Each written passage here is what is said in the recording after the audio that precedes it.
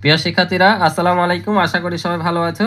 আজকে চলে আসলাম একটি নতুন পর্বে। এ পর্বে আলোচনা করব অধ্যায় 9 জ্যামিতির 152 পৃষ্ঠার যে জ্যামিতিগুলো আছে সে জ্যামিতি নিয়ে আলোচনা করব।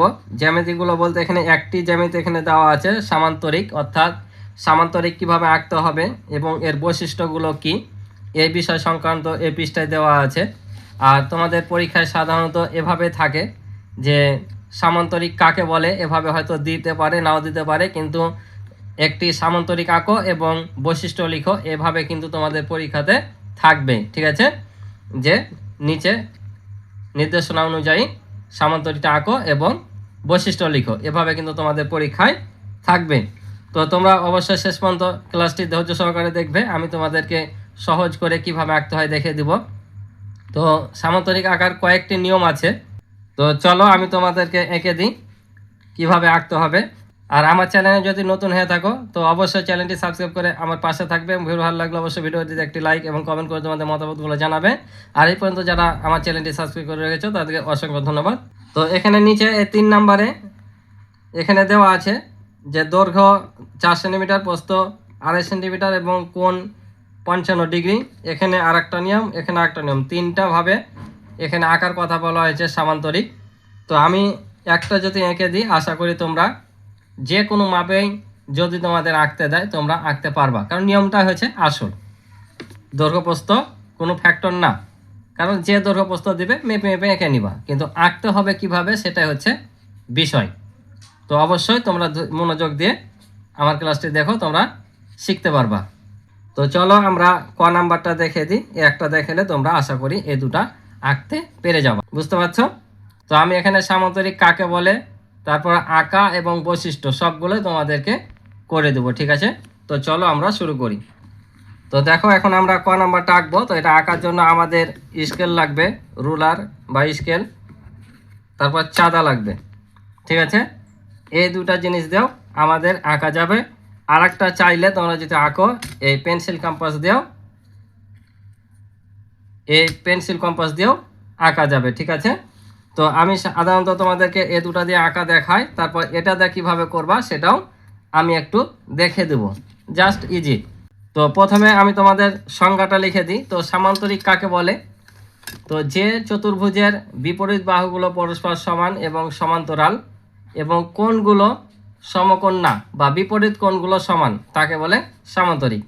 বিপরীত কোণ সমান লেখার দরকার নাই, এটা অন্যান্য যেমন রম্বস, বর্গ, আয়ত এগুলোরও বিপরীত কোণ সমান, সেহেতু বিপরীত বলার দরকার নাই। তোমরা এভাবে বলবা যে চতুর্ভুজের বিপরীত বাহুগুলো পরস্পর সমান এবং সমান্তরাল কিন্তু কোণগুলো সমকোণ না তাকে বলে সামান্তরিক। তো আমি লিখে দিচ্ছি, তোমরা লিখে নিবা। তো দেখো আমি সংজ্ঞাটা লিখে দিলাম যে যে চতুর্ভুজের বিপরীত বাহুগুলো পরস্পর সমান ও সমান্তরাল কিন্তু কোণগুলো সমকোণ নয় তাকে সামান্তরিক বলে। সমান এবং সমান্তরাল কি আমি আঁকার পরে তোমাদের একটু দেখে দেবো। ঠিক আছে, তো এখন আমরা আঁকবো। প্রথমে এই যে স্কেল আর চাঁদা নিব। তাহলে আমরা কত কি বলেছে, দিক নির্দেশনারা বলেছে যে দৈর্ঘ্য হচ্ছে 4 সেন্টিমিটার আর প্রস্থ হচ্ছে 2.5 সেন্টিমিটার। দৈর্ঘ্য বলে কোনটাকে আর প্রস্থ বলে কোনটাকে? এই যে এটা স্কেল, এই স্কেলের যেটা বড় দিক সেটাকে বলে দৈর্ঘ্য, অর্থাৎ এই যে এই পাশ থেকে গেছে লম্বা এটা হচ্ছে দৈর্ঘ্য। আর প্রস্থ কোনটা? এটা কতটুকু চওড়া সেটা হচ্ছে প্রস্থ, অর্থাৎ এই পাশটা হচ্ছে প্রস্থ। তো আমাদের এদিকে বড়টা নিতে হবে 4 সেন্টিমিটার আর ছোটটা নিতে হবে 2.5 সেন্টিমিটার। এবং একটি কোণ বলেছে কত? 55 ডিগ্রি। কোণটা কিন্তু 55 ডিগ্রি হতে হবে, এর কম বেশি হওয়া যাবে না। যদি কোনো নির্দেশনা না দেয়, যদি সরাসরি বলে একটি সামান্তরিক আঁকো এবং অঙ্কিত চিত্রের বৈশিষ্ট্য লিখো, তাহলে তোমরা ইচ্ছা মতো যে কোনো মাপে তোমরা কি নিবা, বাহুগুলো নিয়ে কোণগুলো নিয়ে আঁকতে পারো। জাস্ট একটু এভাবে নিয়ে বাঁকা করে দিলে আবার এ বাহু সমান করে এঁকে নিলে সামান্তরিক হয়ে যাবে। কিন্তু যদি ভাবে সত্য দেয় তোমরা চাইলে ইচ্ছা মতো আঁকতে পারবা না, এই সত্য অনুযায়ী আঁকতে হবে। তো আমরা প্রথমে কি করব, 4 সেন্টিমিটার দৈর্ঘ্য নিব। তো আমরা সবসময় সেন্টিমিটারে নিব, স্কেলে কিন্তু একপাশে ইঞ্চি থাকে। এই যে বড় বড় দাগ, এই যে বড় বড় দাগগুলো এগুলো হচ্ছে ইঞ্চি, এগুলো কিন্তু সেন্টিমিটার। তো সেন্টিমিটারে নিব। তো আমরা এখানে 4 সেন্টিমিটার একটা প্রথমে নিব, এই যে 0 থেকে 4 সেন্টিমিটার। ঠিক আছে, এই যে 4 পর্যন্ত নিয়ে নিলাম, বুঝতে পারছো? এখন আমরা কি করব, কোণ নিব। কত ডিগ্রি? 55 ডিগ্রি বলেছে। তাহলে এই যে চাঁদা নিয়ে আমরা এখন 55 ডিগ্রি কোণ নিব। তো কিভাবে নিব তোমরা দেখতে পাচ্ছ, এই যে চাঁদা, এই যে চাঁদার এখানে একটা দাগ এসছে আর এই নিচে গেছে, এই দাগ বরাবর অর্থাৎ এখানে যে বিন্দু একটা পেয়েছো দেখতে পাচ্ছ, এই বিন্দু এই শেষ মাথায় বাহুটার এখানে আমরা বসাবো। অনেকের চাঁদায় কিন্তু এভাবে ফুটো থাকতে পারে, ঠিক আছে, এই ফুটোতে তোমরা মিলাবা। তাহলে আমরা এই দাগের সাথে এই যে বসিয়ে নিব, দেখতে পাচ্ছ তোমরা আশা করি, যে এই যে এখানে বসে নিলাম, ঠিক আছে। যখন দাগে দাগে মিলে যাবে, এই যে দেখে নাও, তোমাদের একটু জুম করে দেখাই, এই যে যখন দাগে দাগে মিলে যাবে তখন আমরা কি করব, তখন হচ্ছে 55 ডিগ্রি কোথায় আছে সেটা আমরা খুঁজব। তো ডিগ্রি কিন্তু তোমরা দুইটা দেখতে পাবা। দুইটা কেমন, একটা দেখো এই যে নিচে 60, 70, 80, 90 এদিক দিয়ে বেড়েছে, আর একটা দেখো এই দিক দিয়ে আসছে 80, 90, 100। তো এখন নিবা কোনটা, যখন আমরা এই পাশ দিয়ে যাব অর্থাৎ ডিগ্রিটা আমরা এই দিক দিয়ে গণনা করব, তখন এই নিচেরটা নিব, কারণ যে শূন্য যেখান থেকে গেছে সেখান থেকে নিবা। আর আমরা যদি এদিক দিয়ে গণনা করি তাহলে এই যে উপরে যে শূন্য 10, 20, 30 করে গেছে এগুলো নিব, ঠিক আছে, বুঝতে পারছো। আর এই যে এখানে দেখতে পাচ্ছ যে এটা বড় দাগ, এই দাগ থেকে দাগ পর্যন্ত কিন্তু 10 ডিগ্রি। এই যে এই দাগের ছোট দাগ এই পর্যন্ত 5, এই পর্যন্ত 5, আবার এই বড় দাগটা হচ্ছে 10, আর ভিতরে যে ছোট ছোট দাগগুলো দেখতে পাচ্ছ এগুলো কিন্তু এক একটা ডিগ্রি, অর্থাৎ এখান থেকে এই পর্যন্ত 1 ডিগ্রি, 2 ডিগ্রি, 3, 4, 5, আবার 6, 7, 8, 9, 10, বুঝতে পারছো। তাহলে 10 ডিগ্রি, এই থেকে এ পর্যন্ত 10 ডিগ্রি। তাহলে এখন আমরা 55 ডিগ্রি নিব, যেহেতু আমাদের 55 ডিগ্রি বলেছে। তাহলে 55 কোথায় দেখো, এই যে 50, এটা হচ্ছে 60, তাহলে এটা 50, এটা 60, আর মধ্যখানে এটা তাহলে কি, তাহলে এটা হচ্ছে 55, কারণ এই যে 10, 20, 30, 40, এটা হচ্ছে 50, আর এগুলো হচ্ছে এই দাগটা হচ্ছে 5। তাহলে আমরা এই যে 5 ডিগ্রির এখানে একটা কি করব, বিন্দু নিয়ে নেব, ঠিক আছে, নিলাম। অনুরূপভাবে আমরা এই পাশেও 55 ডিগ্রি নিয়ে নেব, বুঝতে পারছো। এই যে এখানেও আমরা মিলাবো, এবার এই পাশটা কিন্তু আমরা এদিকে মিলাবো, বুঝতে পারছো। এই যে এই পাশটা আমরা এভাবে সুন্দর করে এই শেষ বিন্দুটা এই বিন্দুর সাথে মিলে, এই যে যখন দেখবা যে এই কালো দাগের সাথে আমরা যে রেখাটা নিচে নিয়েছি মিলে যাবে, তখন 55 ডিগ্রি কোথায় আছে দেখব। তাহলে এবার আমরা কোন দিকে নিব, আমরা এবারও গণনা করব এই দিকে। কেন, আমাদের সামান্তরিকের বাহু দুটা কোন দিকে আসবে, এদিকে আসবে। তাই আবারও আমরা দেখব 55 ডিগ্রি কোথায় পড়ছে। তাহলে দেখো এই যে আবারও 55 ডিগ্রি হচ্ছে এটা, তাহলে এখানে আবার একটা কি করব, আমরা বিন্দু নিয়ে নেব, ঠিক আছে। তবে এই ডিগ্রিটা আমরা এখানে না নিয়ে আমরা কিন্তু এই যে পেন্সিল কম্পাস দেখালাম, এটা সাহায্য করে নিতে পারি। কিভাবে করব আমি দেখাই দিচ্ছি। তাহলে আমাদের ডিগ্রি কিন্তু নেওয়া হয়ে গেল। এখন আমাদের কি করতে হবে, এই ডিগ্রির সাথে বাহু যোগ করতে হবে। তো বাহু যোগ করবো কত সেন্টিমিটার, তো এই যে আমাদের বলেছে একটা কত, একটা হচ্ছে 4, একটা হচ্ছে 2.5।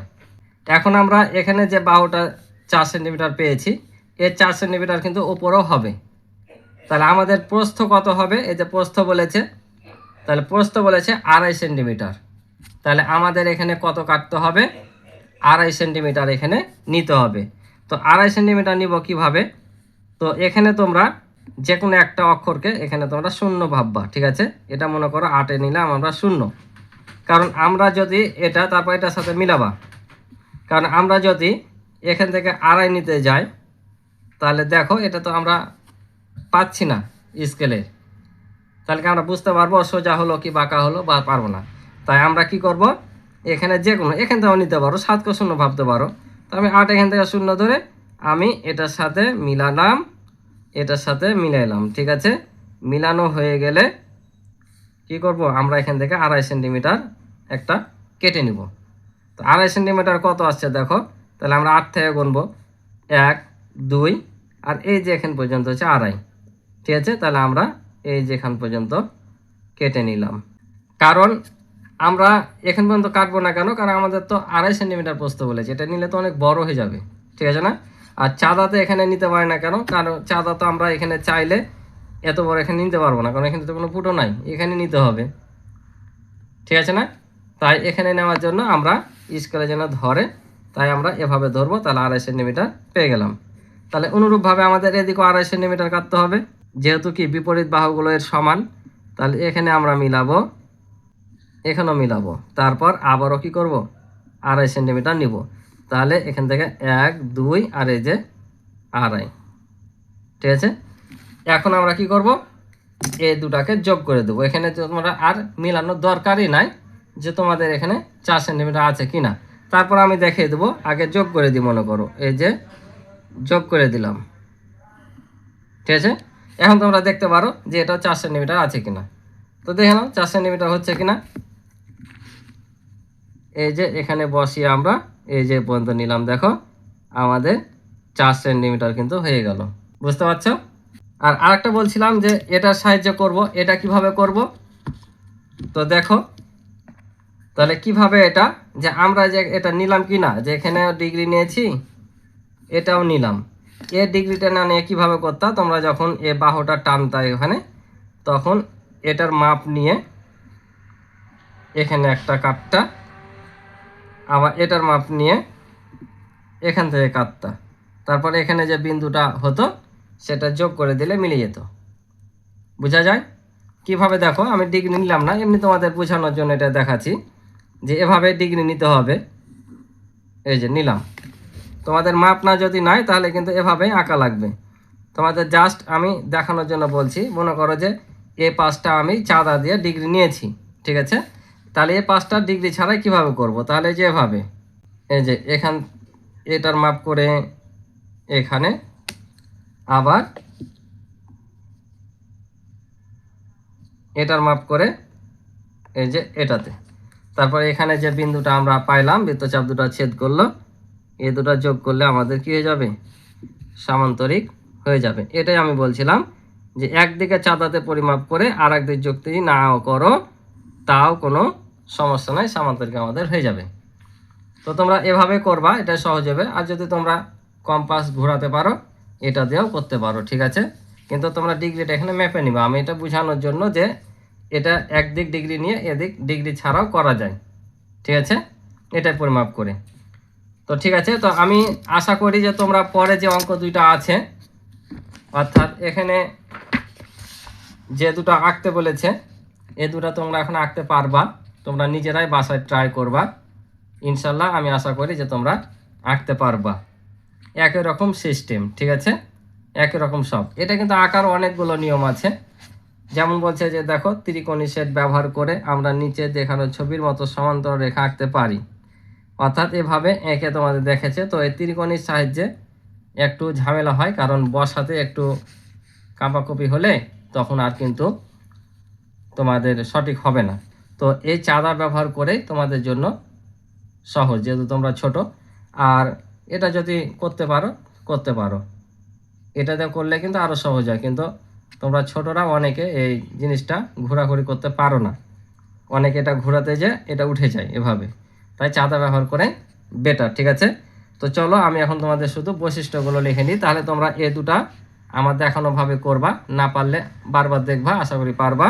তো আমি এখন তোমাদের বৈশিষ্ট্য লিখে দিই, বৈশিষ্ট্যগুলো সব একই রকমই, ঠিক আছে। তাহলে দেখো আমি তোমাদেরকে বৈশিষ্ট্যগুলো লিখে দিলাম, যে অঙ্কিত চিত্রের বৈশিষ্ট্য, এই যে এখানে 6টি বৈশিষ্ট্য লিখে দিয়েছি। তো তোমরা 3টি বা 4টি বৈশিষ্ট্য লিখবা, অথবা তোমাদের যতগুলো বৈশিষ্ট্য লেখার কথা বলবে ততগুলো তোমরা লিখবা, ঠিক আছে। যদি 3টি বলে 3টি লিখবা, 4টি বললে 4টি লিখবা। আমি এখানে 6টা লিখে দিয়েছি, যেখান থেকে তোমাদের যে কয়টা সহজ মনে হবে সে কয়টা তোমরা লিখবা, ঠিক আছে। আর এখানে তোমরা লিখে দিতে পারো যে চিত্রে ক খ গ ঘ একটি সামান্তরিক, ঠিক আছে। যখনই যে চিত্র লিখবা এভাবে লিখে দিবা। তাহলে অঙ্কিত চিত্রের বৈশিষ্ট্যগুলো কি আমি একটু বলে দিই, যে ইহা 4টি বাহু দ্বারা আবদ্ধ, কারণ এই যে 4টি বাহু দ্বারা আবদ্ধ, বা লিখতে পারতাম সহজ ভাষায় যে এর 4টি বাহু আছে, ইচ্ছা। এই যে আমি লিখে দিলাম, যে এটা না লিখে এটাও লিখতে পারো যে এর 4টি বাহু আছে, ঠিক আছে। তারপর এর 4টি কোণ আছে, কোণ তো আমরা চিনি, এই যেগুলো এক একটি কোণ, 4টি কোণ। তারপরে 4টি শীর্ষবিন্দু আছে। তো শীর্ষবিন্দুটা কি, শীর্ষবিন্দু হচ্ছে এই যে দেখতে পাচ্ছ 4টি বাহু 4টি কোণায় মিলিত হয়েছে, এগুলোকে বলে এক একটা শীর্ষবিন্দু। এটা একটা শীর্ষবিন্দু, এটা একটা, এটা একটা, এটা একটা। তাহলে বোঝা গেছে শীর্ষবিন্দু কি। শীর্ষবিন্দুর সংজ্ঞায় ভাবে বলতে পারো যে যে রেখাগুলো একটি নির্দিষ্ট বিন্দুতে মিলিত হয়, এই মিলিত স্থানটাই হচ্ছে শীর্ষবিন্দু। ঠিক আছে, তারপর এখানে বলছে যে এর দুইটি কর্ণ আছে। দুইটি কর্ণ, যে কোনো চতুর্ভুজের কিন্তু দুইটি কর্ণ থাকে। কর্ণ কোনটাকে বলে? কর্ণ হচ্ছে এই যে আমরা যদি এখান থেকে এই পর্যন্ত একটা বাহু আঁকি, আবার এই পর্যন্ত একটা বাহু মিলাই, এই দুটাকে বলছে কর্ণ। বুঝেছ? তাই দুটি কর্ণ আছে। তারপর এর চারটি কোণের সমষ্টি 360 ডিগ্রি, অর্থাৎ এখানে যে চারটি কোণ আছে এই চারটি কোণের পরিমাণ হচ্ছে 360 ডিগ্রি। তারপর এর বিপরীত বাহুগুলো পরস্পর সমান ও সমান্তরাল। যেটা বলেছিলাম যে সমান ও সমান্তরালকে বুঝিয়ে দেবো। তো এখানে এটা একটা বৈশিষ্ট্য। সমান মানে কি?